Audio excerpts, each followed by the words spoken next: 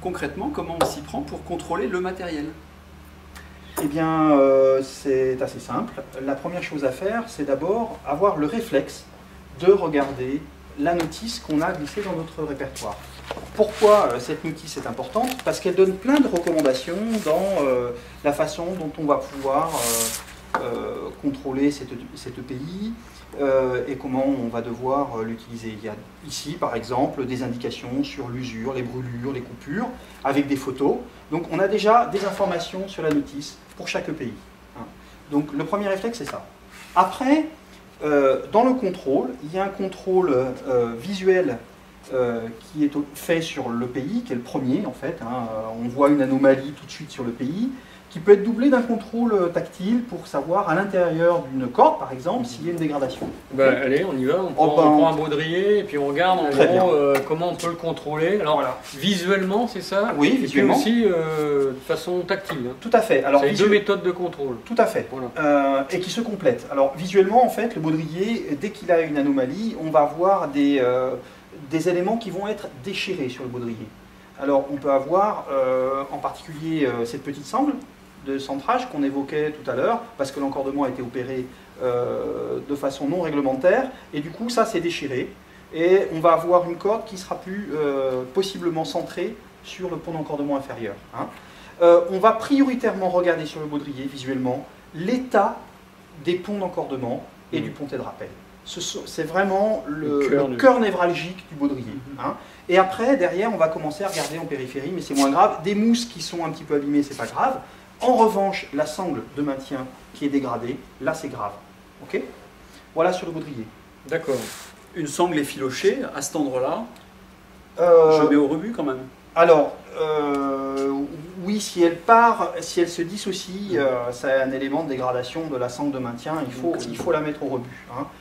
C'est particulièrement visible sur les baudriers canyon, parce qu'on a beaucoup de zones de frottement, contrairement à l'escalade, et on a des dégradations sur les sangles, sur la ceinture comme sur le siège, qui est tout de suite très apparent, c'est tout de suite le rebut. D'accord. Bon, allez, je sais pas, un mousqueton. La corde peut-être? Oui, la corde. Alors la corde, alors sur l'usure mécanique, on a deux types d'usure mécanique. Soit on a une gaine, alors on sait tous qu'il y a une âme qui est protégée par la gaine. Sur l'usure mécanique, on peut avoir une corde qui a subi des vols répétés et qui est devenue, alors qu'elle n'avait plus d'élasticité, et la gaine s'est rigidifiée et elle a du mal à être pliée. Donc là, c'est quand même grave parce que la corde n'a plus d'élasticité, c'est quand même un problème, elle est là quand même pour amortir la chute. Et également, on peut avoir des dégradations à l'intérieur de la corde, c'est plutôt l'âme qui est touchée, et à ce moment-là, il est nécessaire de regarder en faisant des coudes, et quand la corde s'écrase complètement, ça veut dire qu'à l'intérieur de la gaine, l'âme a souffert. Voilà. On a une autre usure qui est assez classique sur les cordes, parce qu'elles sont élastiques, et les gaines ne sont pas tressées avec les lames, elles sont désolidarisées. Alors maintenant il y a d'autres cordes qui le font, mais la plupart du temps elles sont dissociées. Et on a ce qu'on appelle un effet chaussette, c'est-à-dire qu'on a une gaine qui est tirée et l'âme qui repart dans l'autre sens. Donc on a une chaussette qui peut prendre des proportions importantes en bout de corde, et c'est un problème parce qu'on demande aux élèves de s'encorder en bout de corde. Voilà. Alors qu'est-ce qu'on est obligé de faire? On est obligé de couper la corde jusqu'à ce qu'on ait une liaison corde-âme, et on a perdu de la corde, on est obligé à nouveau de remarquer notre pays.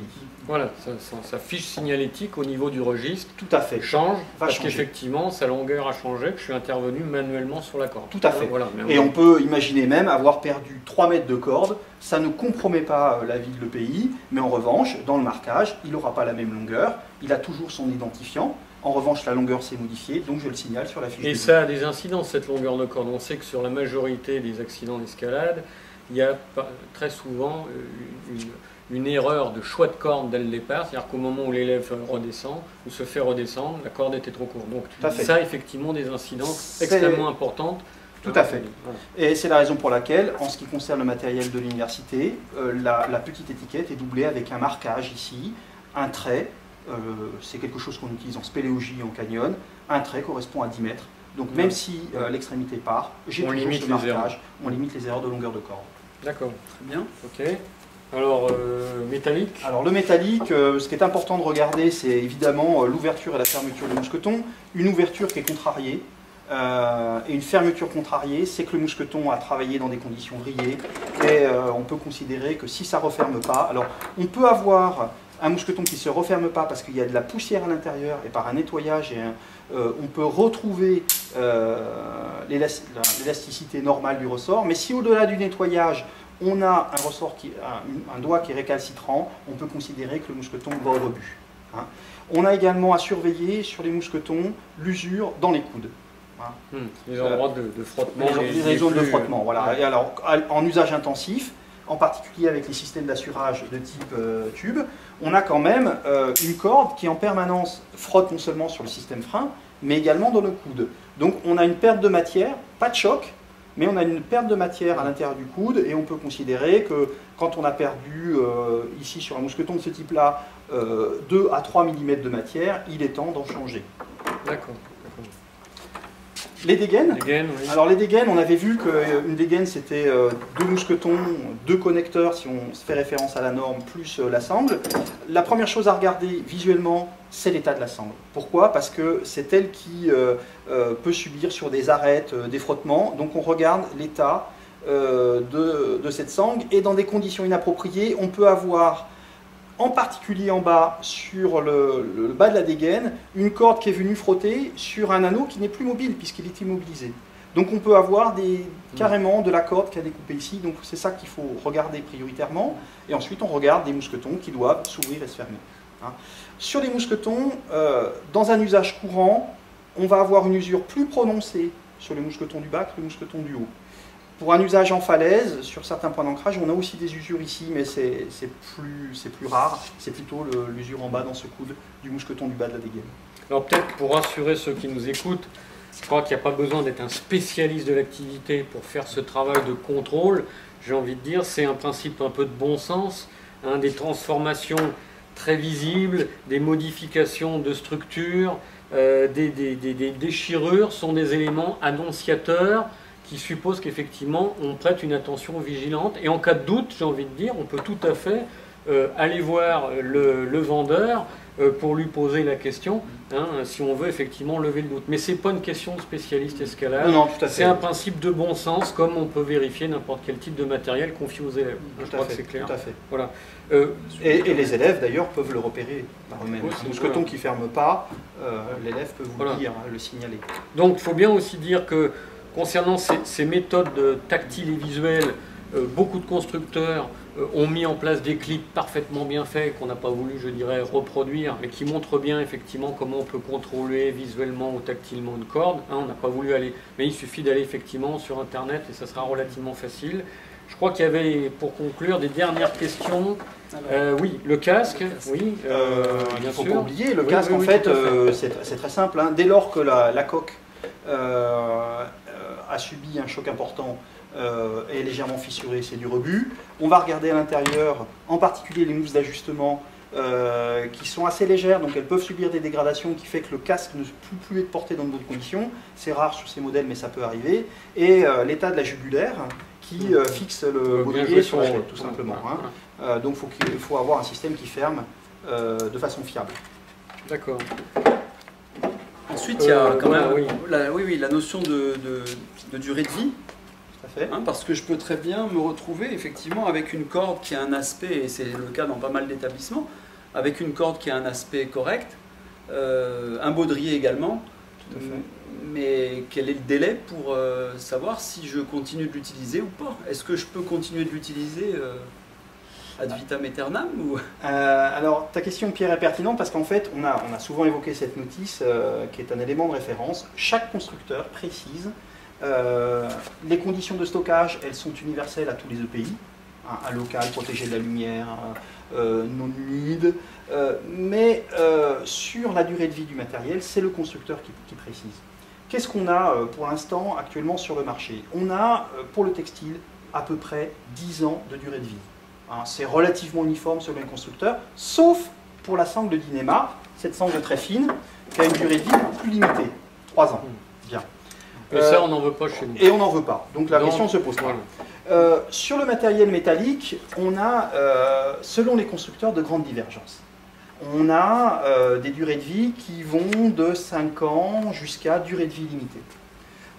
Donc actuellement, le matériel étranger, le matériel américain par exemple, qui ne subit pas la législation de cette norme AFNOR, propose des durées de vie aux alentours de 10 ans. Chez les constructeurs français et certains constructeurs italiens, on a des durées de vie qui sont illimitées sur le métallique. Donc si je comprends bien, moi qui veux m'équiper de nouveaux matériels, j'ai plutôt intérêt à aller consulter la notice soit en ligne, soit demander chez le vendeur à accéder à la notice. Tout à fait. Pour faire le choix du matériel qui va me durer le maximum de temps, du moins qui va avoir sa durée de vie maximale. Tout à fait. C'est la raison pour laquelle cette norme AFNOR vient interroger notre façon de consommer les EPI et les façons de les renouveler. Moi, pour ce qui concerne le matériel d'université, dans le métallique, j'ai que du matériel à durée de vie limitée maintenant. Alors on ne se trompe pas, hein, Jérôme Louvet, vous nous rassurez par rapport à ça. La durée de vie limitée n'est pas à, je dirais, confondre avec